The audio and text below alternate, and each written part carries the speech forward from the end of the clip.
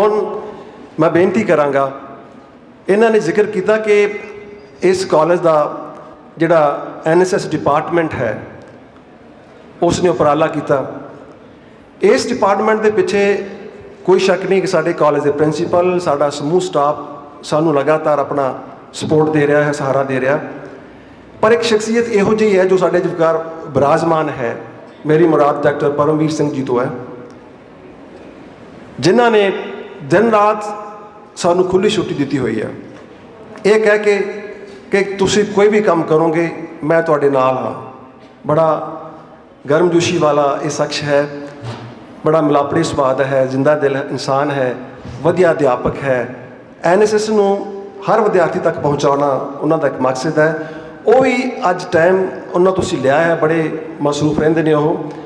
मैं चाहांगा कि वो भी अपने विचार तुहाडे नाल इस टॉपिक ते जरूर साझे करन। Doctor Paramvir Singh ji, programme coordinator NSS department Punjabi university Patiala.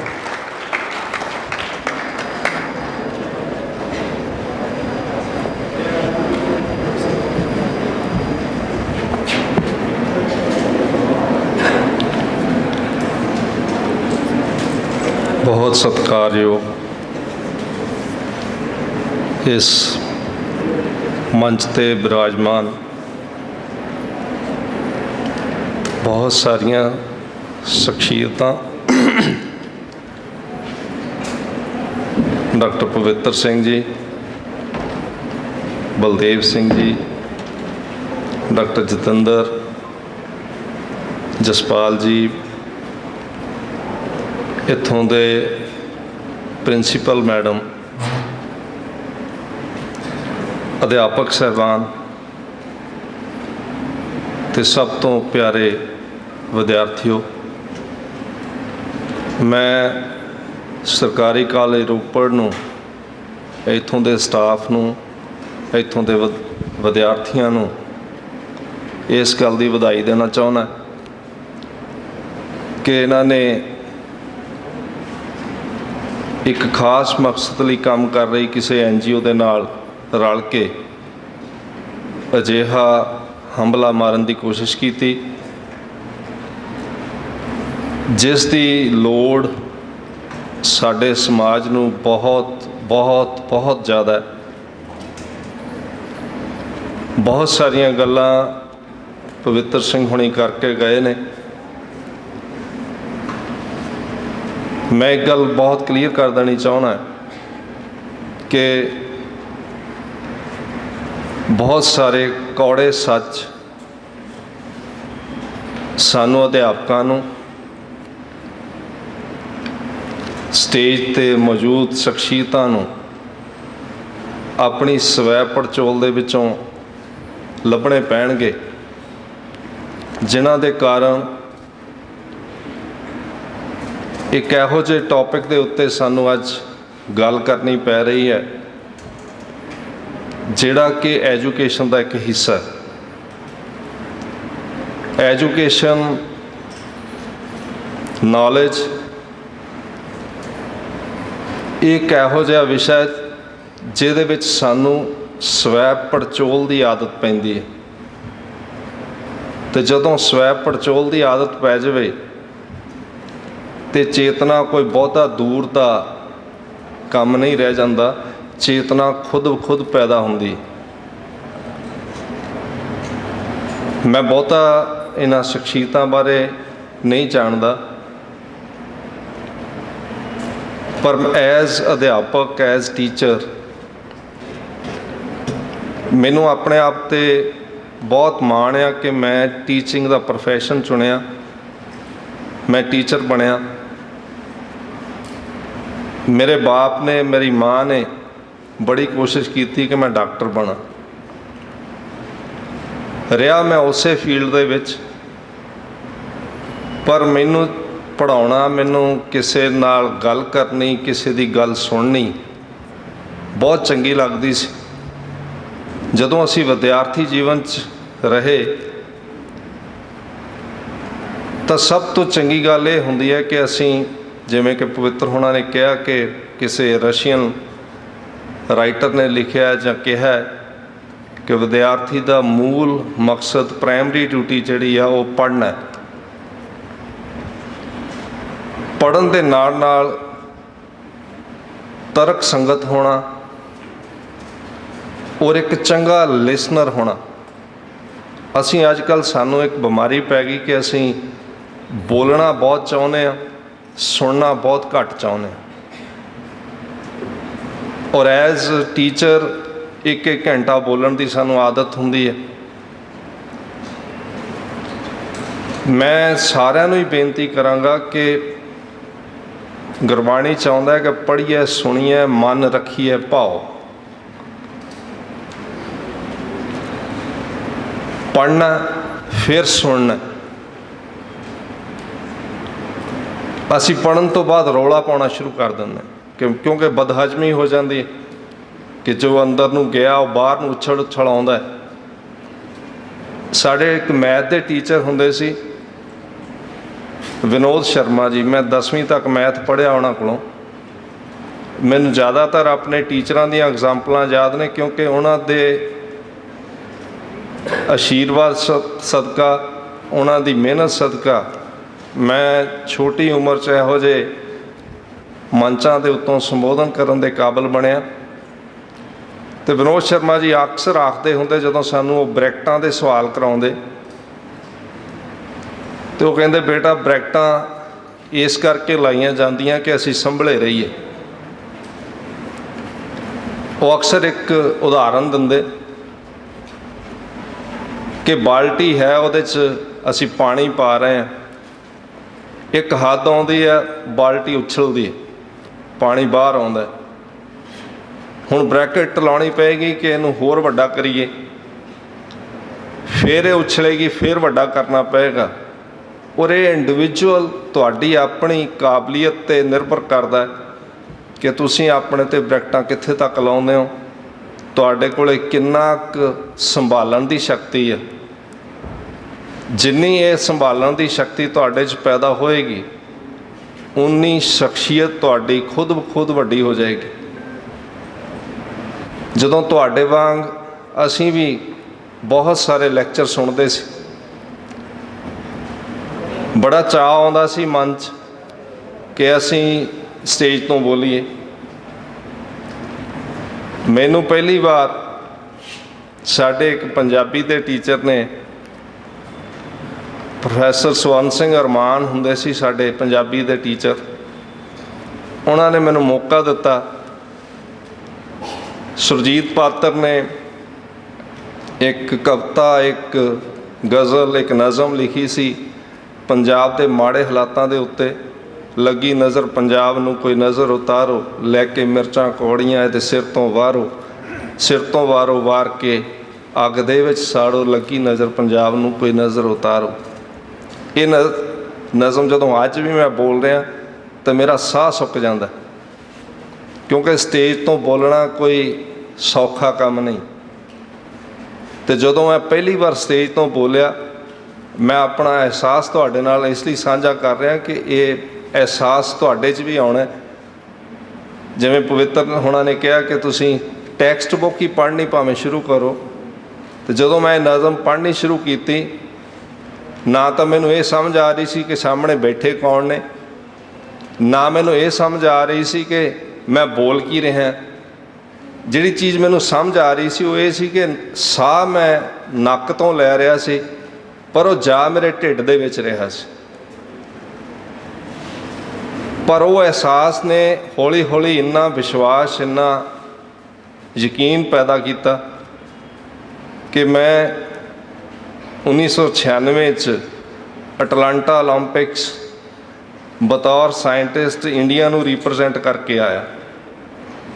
मेरे कहण दा भाव अपना बड़प्पन दसना नहीं, अजिही चाह तुहाडे अंदर पैदा होनी चाहिए, अजिहा विश्वास तुसीं अपने अध्यापकों तो लेना। NSS बहुत वड्डी संस्था है। ये कॉलेज दे विच अपने ढंग की एक वक्री संस्था है।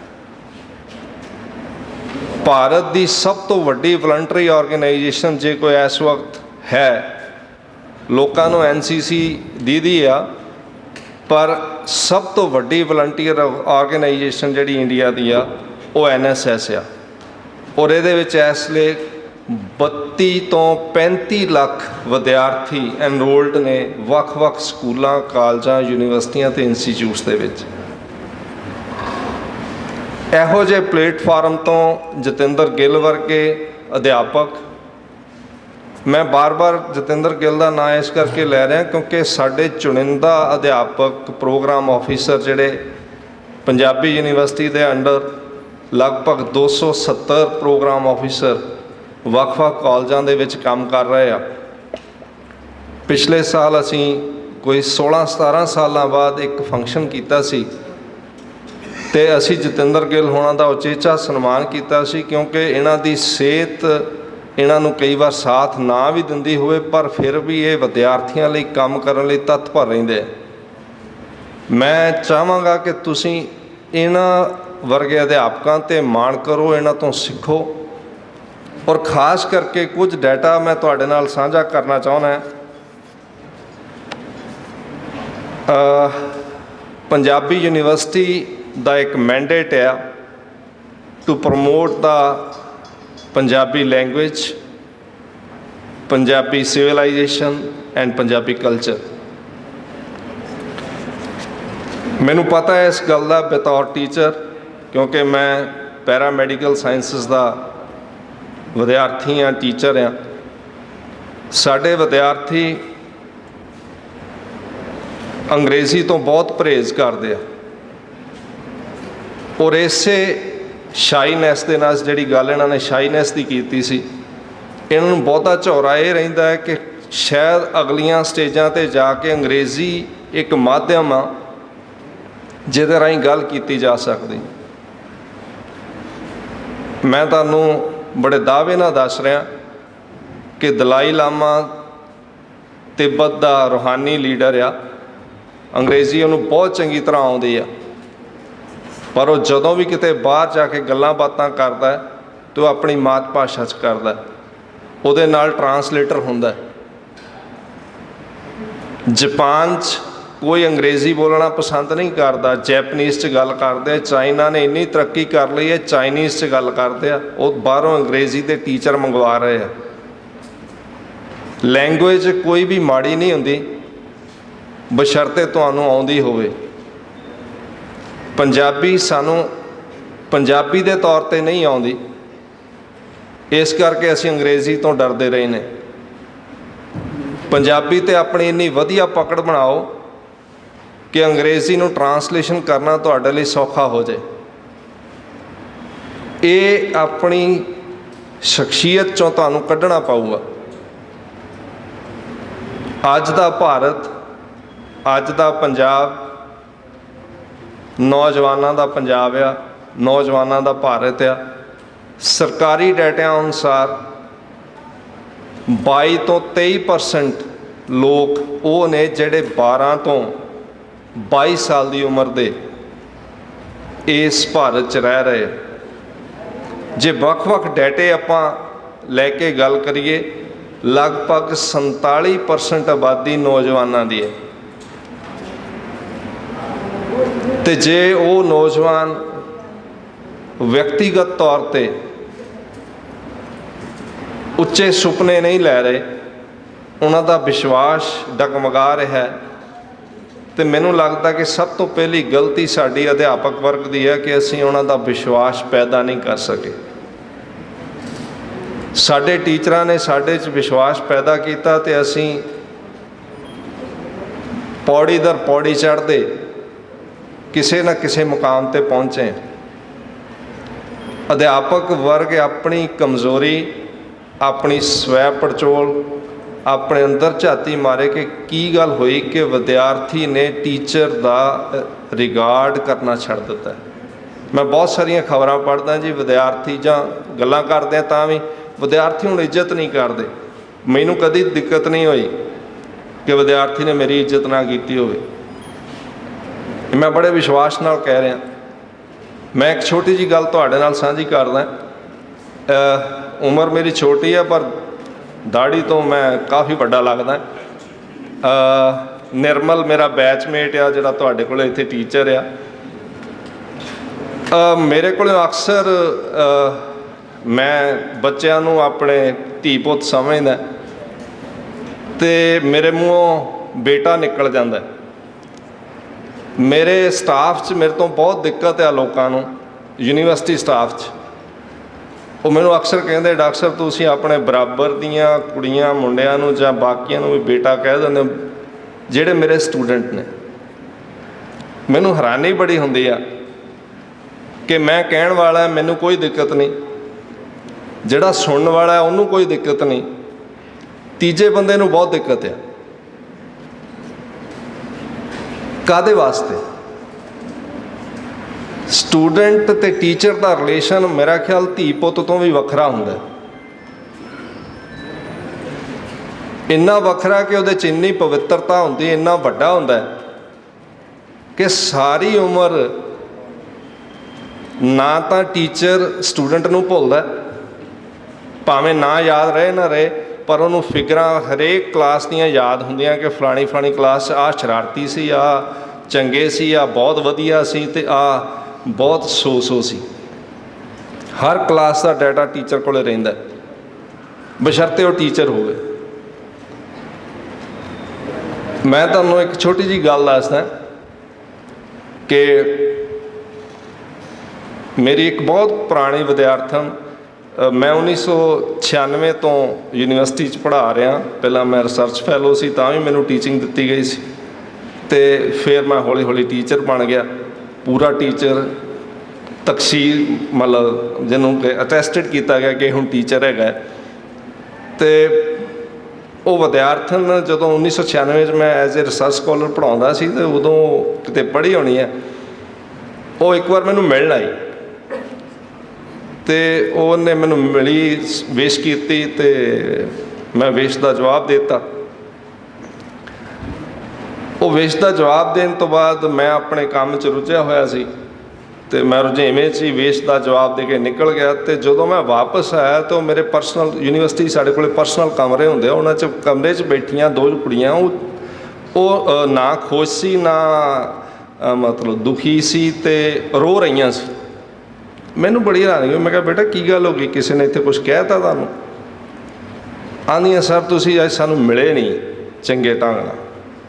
ਮੈਨੂੰ ਬੜਾ ਅਫਸੋਸ ਹੋਇਆ ਕਿ ਮੈਨੂੰ ਇਹ ਕਿਉਂ ਇਹਨਾਂ ਨੇ ਕਿਹਾ। ਮੈਂ ਪੁੱਛਿਆ ਬੇਟਾ ਕੀ ਗੱਲ ਹੋ ਗਈ? ਕਹਿੰਦੇ ਸਰ ਜਦੋਂ ਅਸੀਂ ਤੁਹਾਡੇ ਕੋਲ ਪੜ੍ਹਦੇ ਸੀ ਉਦੋਂ ਤੁਸੀਂ, ਜਦੋਂ ਅਸੀਂ ਵਿਸ਼ ਕਰਦੇ ਸੀ, ਜਾਂ ਤੁਸੀਂ ਸਾਡੇ ਸਿਰ 'ਤੇ ਹੱਥ ਧਰ ਦਿੰਦੇ ਜਾਂ ਤੁਸੀਂ ਸਾਡੇ ਥੱਪੜ ਜਿਹਾ ਮਾਰ ਦਿੰਦੇ। ਮੈਨੂੰ ਐਂ ਲੱਗਿਆ ਵੀ ਇਹ ਤਾਂ ਬਹੁਤ ਵੱਡੀ ਗਲਤੀ ਹੋ ਗਈ ਜਿਹੜੀ ਸ਼ਾਇਦ ਮੈਂ ਭੁੱਲ ਗਿਆ। ਮੈਂ ਕਿਹਾ ਤੂੰ ਮੂੰਹ ਉਰੇ ਕਰ, ਮੈਂ ਥੱਪੜ ਤੇਰੇ 2-3 ਲਾ ਦਿੰਦਾ, ਪਰ ਤੂੰ ਰੋ ਨਾ। ਆਈ ਮੀਨ ਟੀਚਰ ਸਟੂਡੈਂਟ ਦਾ ਰਿਲੇਸ਼ਨ। ਅਸੀਂ ਇੱਥੇ ਭਗਤ ਸਿੰਘ ਦੀਆਂ ਗੱਲਾਂ ਕਰਦੇ ਹਾਂ, ਊਧਮ ਸਿੰਘ ਦੀਆਂ ਗੱਲਾਂ ਕਰਦੇ ਹਾਂ, ਗੁਰਦੁਆਰੇ, ਮਸਜਿਦ, ਮੰਦਰ ਜਾਂਦੇ ਹਾਂ, ਸਾਡਾ ਇੱਕ ਰਿਚੁਅਲ ਬਣਿਆ ਹੋਇਆ। ਪਰਸੋਂ ਮੈਂ ਅੰਨਾ ਹਜ਼ਾਰੇ ਦੀ ਇੰਟਰਵਿਊ ਸੁਣ ਰਿਹਾ ਸੀ ਤਾਂ ਮੈਨੂੰ ਬਹੁਤ ਚੰਗਾ ਇਹ ਲੱਗਿਆ ਕਿ ਉਹਨੇ ਪੁੱਛਿਆ ਉਹਨੂੰ ਕਿ ਤੁਸੀਂ ਰਿਲੀਜਨ 'ਚ ਵਿਸ਼ਵਾਸ ਰੱਖਦੇ ਹੋ? ਉਹ ਕਹਿੰਦਾ ਨਹੀਂ, ਮੈਂ ਗਰੀਬਾਂ ਦੇ ਦੁੱਖਾਂ 'ਚ ਵਿਸ਼ਵਾਸ ਰੱਖਦਾ, ਜਿਹੜੇ ਦੁਖੀ ਨੇ ਉਹਨਾਂ ਨੂੰ ਜੇ ਮੈਂ ਕਿਸੇ ਇੱਕ ਨੂੰ ਵੀ ਸੁੱਖ ਦੇ ਸਕਾਂ ਤਾਂ ਮੈਂ ਸਮਝਦਾ ਕਿ ਮੈਂ 74 ਸਾਲ ਦੀ ਜ਼ਿੰਦਗੀ 'ਚ ਕੁਛ ਕਰ ਲਿਆ। ਵਿਅਕਤੀਤਵ ਉਸਾਰਨਾ, ਇਹਦੇ ਵਿੱਚ ਦਸ਼ਾ ਦੇ ਹੁੰਦੇ ਹੁੰਦੇ ਦਿਸ਼ਾ ਨਿਰਧਾਰਿਤ ਕਰਨੀ, ਇਹ ਬੇਟਾ ਤੁਹਾਡੇ ਹੱਥ ਆ। ਤੁਸੀਂ ਆਪ ਦਸ਼ਾ ਤਾਂ ਇਹੋ ਜਿਹੀ ਰਹਿਣੀ ਹੈ, ਸਾਡੇ ਵਕਤ ਵੀ ਇਹੋ ਜਿਹੀ ਸੀ। ਐਵੇਂ ਲੱਗਦਾ ਹੁੰਦਾ ਕਿ ਸਾਡੇ ਵਕਤ ਪਤਾ ਨਹੀਂ ਕੀ ਖਾਸ ਸੀ। ਤੁਹਾਡੇ ਕੋਲ ਬਹੁਤ ਫੈਸਿਲਿਟੀਜ਼, ਇੰਨੀਆਂ ਫੈਸਿਲਿਟੀਜ਼ ਹੋਣ ਦੇ ਬਾਵਜੂਦ ਜੇ ਤੁਸੀਂ ਦਿਸ਼ਾ ਨਿਰਧਾਰਿਤ ਨਹੀਂ ਕਰ ਸਕਦੇ ਤਾਂ ਇਹ ਐਜੂਕੇਸ਼ਨ ਸਿਸਟਮ ਦਾ ਫੇਲੀਅਰ ਆ। ਨਾ ਤੁਹਾਡਾ ਹੈ, ਨਾ ਟੀਚਰਾਂ ਦਾ, ਨਾ ਸਮਾਜ ਦਾ। ਇਹਦਾ ਮਤਲਬ ਸਾਡੀ ਐਜੂਕੇਸ਼ਨ ਸਿਸਟਮ 'ਚ ਕਿਤੇ ਨਾ ਕਿਤੇ ਨਿਗਾਰ ਆਇਆ ਕਿ ਸਾਡੇ ਬੱਚੇ ਆਪਣੀ ਦਿਸ਼ਾ ਨਿਰਧਾਰਿਤ ਕਰਨ ਦੇ ਵਿੱਚ ਨਾਕਾਮਯਾਬ ਹੋਏ ਨੇ। ਕਿਉਂਕਿ ਥੋੜ੍ਹਾ ਬਹੁਤਾ ਪੜ੍ਹਦਾ ਮੈਂ ਵੀ ਰਹਿਣਾ, ਮੈਨੂੰ ਆਦਤ ਹੈ ਥੋੜ੍ਹੀ ਲਿਟਰੇਚਰ ਪੜ੍ਹਨ ਦੀ, ਜਾਂ ਖ਼ਾਸ ਤੌਰ 'ਤੇ ਕੋਈ ਖ਼ਾਸ ਤਰ੍ਹਾਂ ਦੇ ਆਰਟੀਕਲ ਪੜ੍ਹਨ ਦੀ। तो मैं एक आर्टिकल पढ़िया सी कि जदों अंग्रेज़ भारत विच आए तो उन्होंने कई तरह दियां इत्थे पड़चोलां करवाइयां, जिन्हां चों एक पड़चोल ये सी कि इत्थों दे एजुकेशन सिस्टम नूं समझिया जाए। तो जिहड़ा थीसिस एजुकेशन सिस्टम के उत्ते प्रोड्यूस करके दिता गया, वो थीसिस ये कह रहा सी कि जे तुसी हिंदुस्तान के उत्ते राज करना है, चिरस्तीवी राज करना है, तो इत्थों का एजुकेशन सिस्टम जिहड़ा है इनू तोड़ दो। जिस दिन इत्थों का एजुकेशन सिस्टम टुट गया, उस दिन अंग्रेज़ जां बाहरला कोई भी इन्वेडर इत्थे राज कर सकता। और ये सिस्टम हौली हौली टुट रहा है। बलदेव होनी काफ़ी महारत रखते हैं, बहुत सारे देश इन्होंने देखे, उत्थे दियां गल्लां इन्होंने पता होणगियां। जो हालत साडी अज है, जिस दशा चों असीं लंघ रहे हैं, वो मैनूं लगदा कोई जिद्दां दी इंडस्ट्रीयल रैवोल्यूशन जदों यूरोप च आई आ, जिद्दां दी दशा उत्थे पैदा हुई सी, उदां दी दशा इसलिए इत्थे आ क्योंकि सानूं दिशा निर्धारित करनी नहीं आ रही। असीं इन्ने बेविश्वासे हो गए हैं कि कदी असीं पोलीटिकल साइंस पढ़न लग पैने आ, कदी असीं नॉन मैडिकल रख लैंदे आ, कदी मैडिकल रख लैंदे आ। और अध्यापक वर्ग खास करके पढ़िया लिखिया वर्ग जिहड़ा वो बच्चों को प्रैशराइज कर रहा कि नहीं तू पढ़, तू मैडिकल पढ़, तू नॉन मैडिकल पढ़, तू नर्सिंग कर, तू बाहर जाना, तेरा ब्याह बाहर करना। वो इहदा की है, इहदा कसूर की है जिहड़ा तुहाडे सामने बैठा है? इह ते इन्ना प्रैशर कद लई पाया? कदी सोचा कि मेरे ते किन्ना प्रैशर पिया सी? मेरे फादर चाहते सी कि मेरा बेटा डॉक्टर बने तो वह इत्थों के समाज च रह के इत्थे दे लोगों की सेवा करे। तो जो डॉक्टर की हालत इस वक्त हुई आ, मेरा ख्याल है किसी का बीपी बच जाए तो वह दिखाउण जाण तो परहेज करता कि जांदे नूं मैनूं लम्मा ना पा लैण। दशा ये हो गई, डॉक्टर के उत्तों विश्वास उड़ गया। डॉक्टर नूं भगवान मन्निया जांदा सी, वैद नूं भगवान मन्निया जांदा सी। मतलब अजिही दशा दे विचों जे निकलना है तो बेटा तुहानूं पढ़ना पैना, सीरीयसली पढ़ना पैना। और खास जिथे तुहाडी मॉरल एथिक्स तुहानूं कहण, जिथे तुहाडा विश्वास बने कि आ टीचर मैनूं सही गाइड कर सकदा है, भावें वो टीचर धक्के मारे पर उहदे नाल लगे रहो। ये आम तौर पर वापरदा क्योंकि बहुतिआं नूं नाल नहीं लाया जा सकदा। बहुत वारी धक्के मारने पैंदे आ, मैनूं भी कईयां नूं PhD कराउण तो ना करनी पैंदी है। पर कई इहो जिहे पंजाबी च सही शब्द वरती दे चिच्चड़ हुंदे ने, वो नाल लग जांदे तो फिर उन्होंने लाउणा बड़ा औखा हो जाता, वो खून पी जाते तुहाडा थोड़ा बहुत। सो इस करके ये क्वालिटी तुहानूं अपने च पैदा करनी पैनी है कि सही टीचर, सही दशा समझते हुए तुसी दिशा अपनी आप निर्धारित करो। तुसी सारिਆਂ ने भगत सिंह, उधम सिंह, करतार सिंह सराभा, ढींगरा, कई तरह के बॉस साहब नूं पढ़िया होएगा, बहुत सारे होर साडे कोले व्यक्तित्व है बहुत वड्डे वड्डे जिन्हां नूं आपां अपना आइडियल मन के चलते हैं।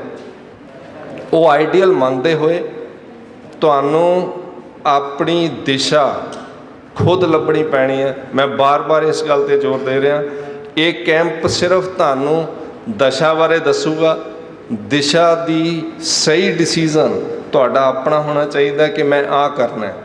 जिवें पवित्र उन्होंने पूछा सी ना भी दसो भी विश्वास नाल अज कोई डिसीजन लिया तुसी, तो एक कुड़ी ने सब तो पहला उत्थे एक हाथ खड़ा किया सी, बाद एक मुंडे ने करता, फिर देखो देखी होने लग पिया। That मीनस she is the best decision maker, जिन्हें सब तो पहला हाथ खड़ा किया कि उन्हें कोई डिसीजन लिया हुआ इस सवेरे। जद कि डिसीजन जिवें उन्हें कहा सी कि तुसी हर रोज़ अपनी पग, अपनी कमीज़, अपनी जुत्ती, अपनी पैंट, अपनी कमीज़, अपना दुपट्टा, अपनी हर चीज़ मैच करके आने हो। ये डिसीजन सारे तुहानूं भुल गए उन्होंने गल कहण ते तुसी अपने विश्वास नाल ये नहीं कह सके कि असीं इन्ने डिसीजन अज लए ने। इस करके अपने आप ते विश्वास करना सीखो। ਉਸ ਵਿਸ਼ਵਾਸ ਦੇ ਵਿੱਚੋਂ ਆਪਣੀ ਦਿਸ਼ਾ ਲੱਭੋ।